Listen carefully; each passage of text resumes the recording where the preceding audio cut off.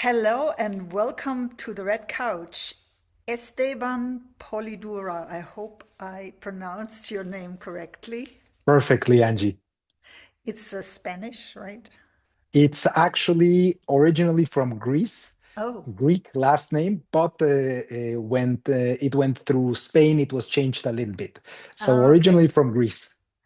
Oh, because it sounds Spanish, so it made It sense does. to me. It Okay, does. okay.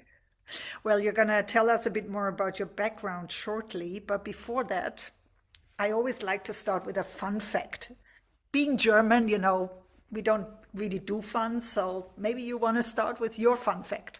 Yes, of course. And I was thinking about it because I know you ask for the fun fact that the people don't tend to know about the person. Yes. And I think something that people actually don't know about me because, and especially those that know me, they know I'm very relaxed, very simple, but especially very relaxed, very calm. They probably don't know I have two black belts in karate. No, and that's probably a shock for many. And yes, that's definitely something that when you get to know me, you would not immediately think, well, this guy has two black belts. That is so funny. And I feel like now I get it why you're so disciplined because you're Yes. like getting up at 4 a.m. in the morning or something. And I think you published already like 5 books on transitions and they look amazing. I'm like Thank you full of very much. admirations when I watch your videos. Thank you. Thank you very, very much. Yes, actually, I wake up, Angie, at 3 in the morning because that even Saturdays, Sundays, holidays, because that allows me to be very productive. Uh-huh. And at times in the day when I'm not needed so much or at all. And exactly, you said it perfectly. It is a discipline, but it allows me to do things besides my day job, which is working in the banking industry, and of course achieve some things throughout time. It's just, I really admire this discipline. I wonder, don't you sleep? Have you mastered the art of reducing sleep by meditation? How do you do it? Not at all, not at all. I think you don't expect to have a conversation with me after 8, Uh-huh. and at 9 I'm already in another world. So Yeah. I go to sleep at night at 9 every day. Yeah, okay. Well, I'm similar, but I don't get up at 3.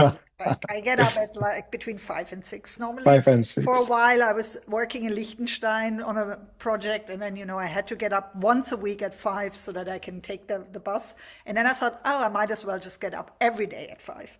But now I'm a Exactly. bit more relaxed. Now it's like 5:30-ish. Makes sense, makes Yeah. sense. Sometimes we need to take the day a little bit more relaxed. Yeah. And now I know you're an expat coach and you trained to be, or you trained to be a coach on the side of being a banker. You don't have to Yes. really talk about your day job unless you want to.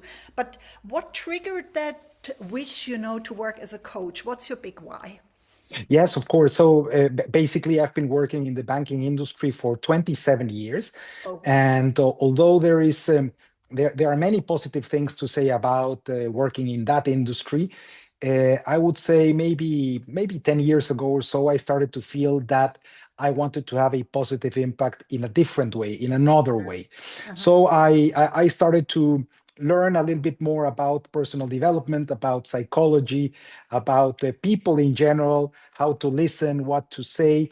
And that's when I found out about coaching. No, when I didn't know about coaching, of course, I imagined something very relaxed in and unstructured. No, but once I got to know a little bit more about it, I found out it was a very well established way of supporting people. And what I liked the most about it, Angie, was that it is a way to empower people, to make them realize they know the answers, they know how to take action, but they just need the right questions. Uh-huh. So that's why I decided to become a coach in my spare time.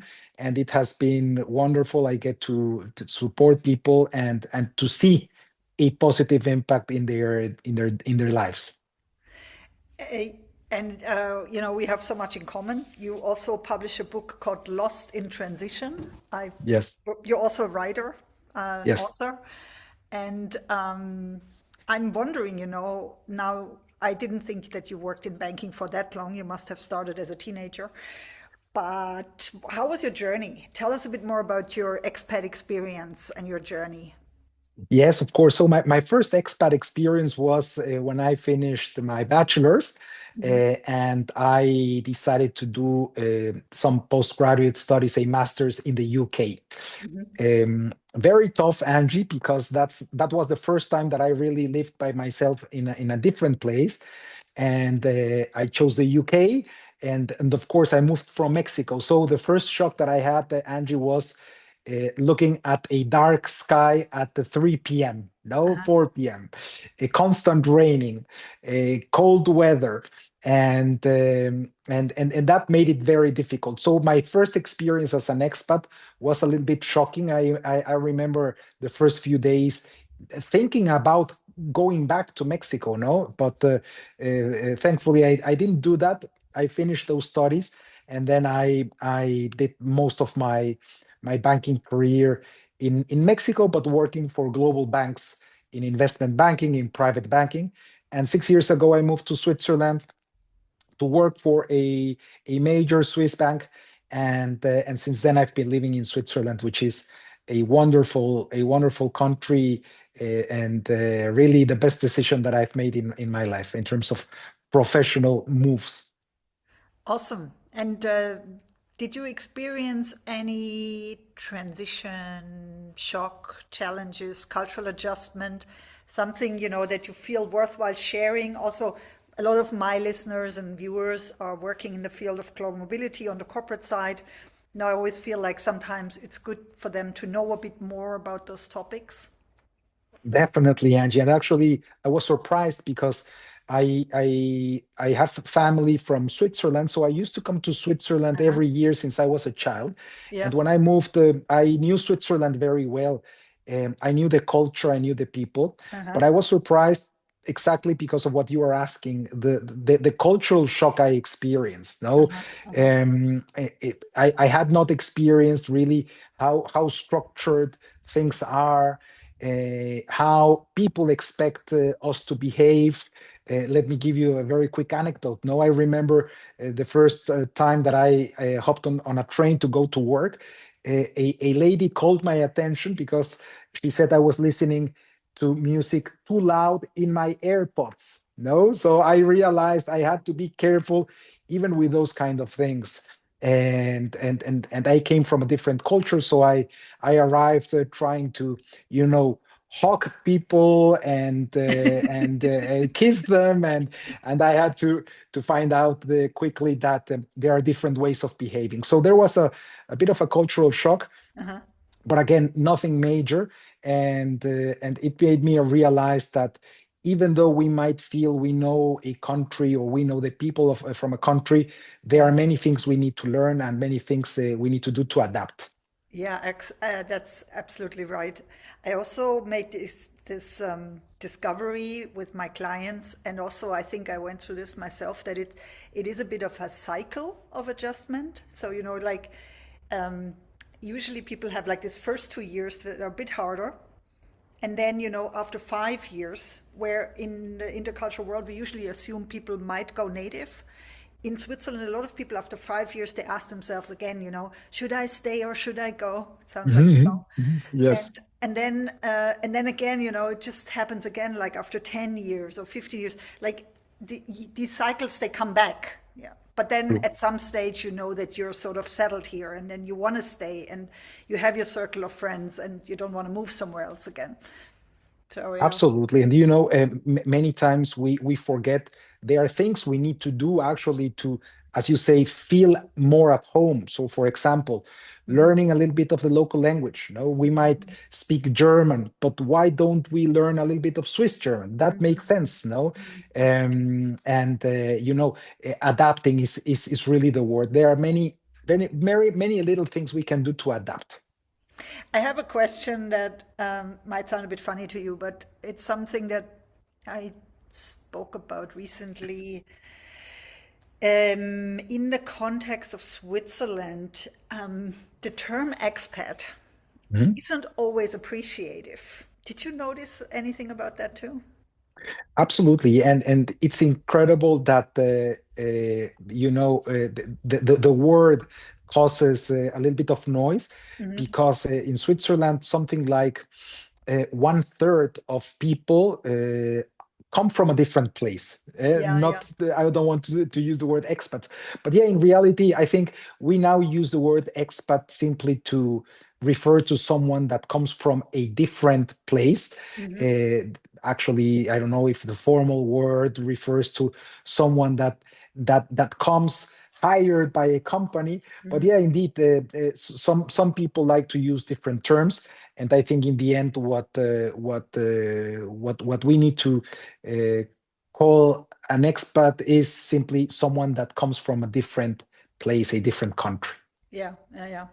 Yeah, I sometimes now use the term lifestyle expat. Yes. It's just like building on a model that I had in one of my books.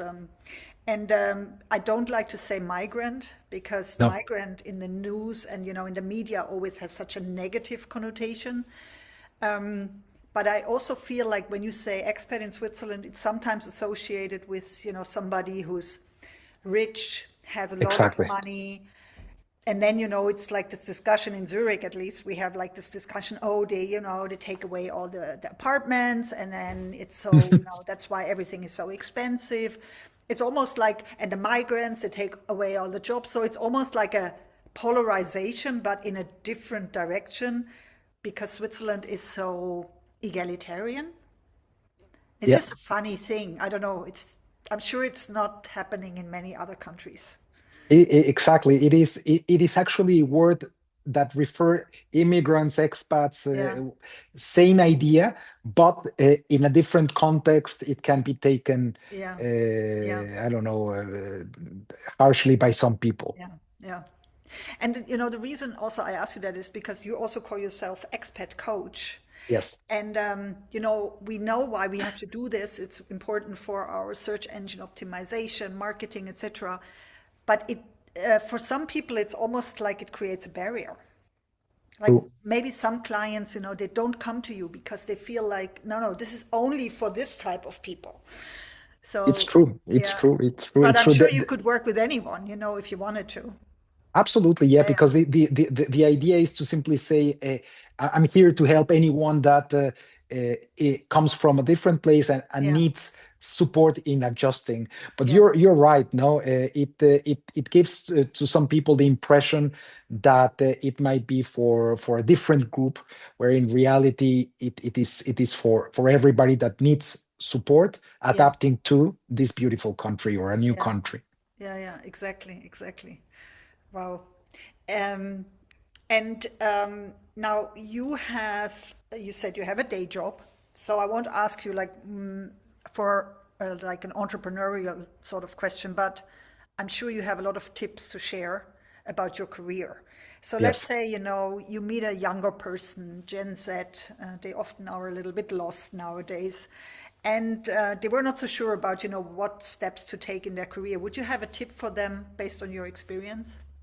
Absolutely, Angie. I think one big mistake that we make, and we made in the past and we continue to make today, is believing that we can have only one career. No, that if we work for I know a pharmaceutical company, that's the only thing that we can do, Yeah, or if we work in IT, that's the only thing, or in a bank, that's the only thing, and that's absolutely wrong. We have the capacity to have as many careers as we want at the same time.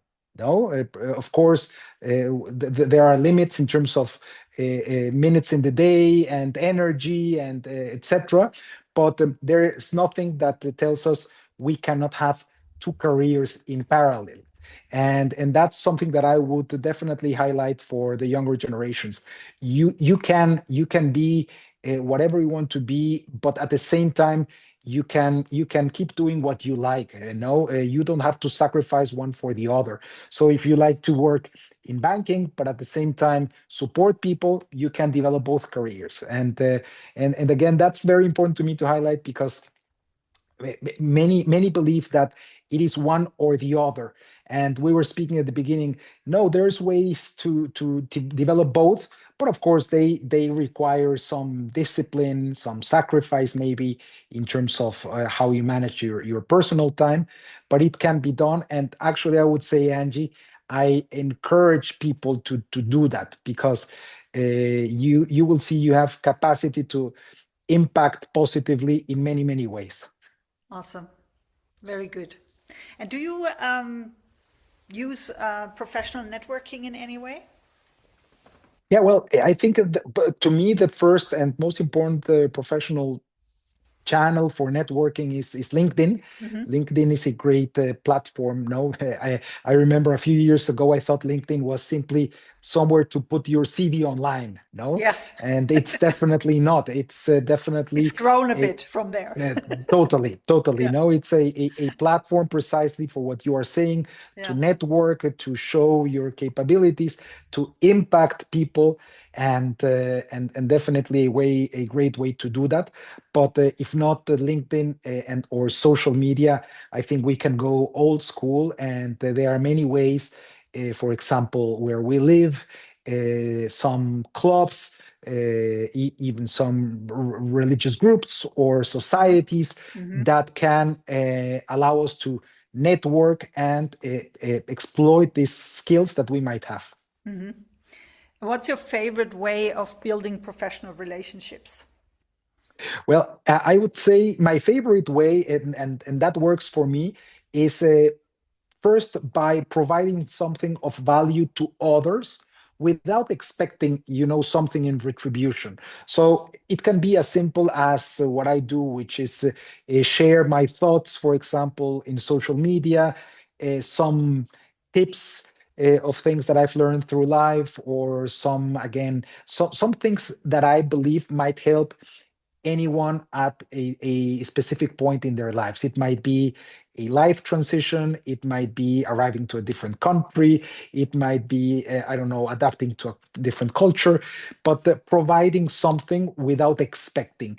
I think that is very powerful, Angie, because we don't realize how much impact we might have on people until someone approaches us and says, Angie, what you published in your podcast last week really Hmm. made me think about things in a very different way. Yeah. And so I think that's a very powerful way to connect and to network, because it is established in different terms, no, based on trust, based on something positive.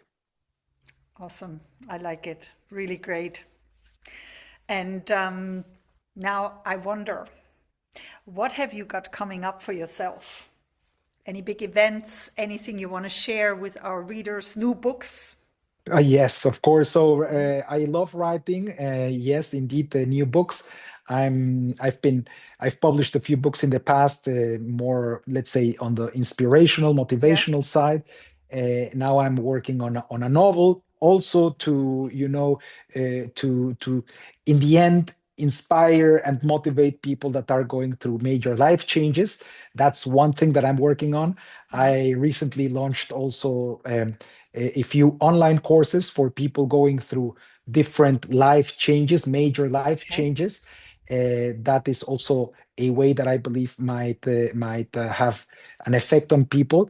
And in general, simply, trying always to improve myself in the content I post, listen to the feedback that I get, and being very sensitive to the things that I see matter to people, and Hmm. and be there to help them, even if it's just a word of advice. But to be there, timing is always very important here. Amazing. So, when you have your next book launch, I'm expecting to be invited. Of course, Angie. It will take a bit of time from me until I get my next one out, but I will also Yeah, let you know. please do And so. hopefully, we can meet in person at some stage. That would be amazing. That would be amazing, Angie. Esteban, it was great to have you on the red couch today. Thank you so much for joining us.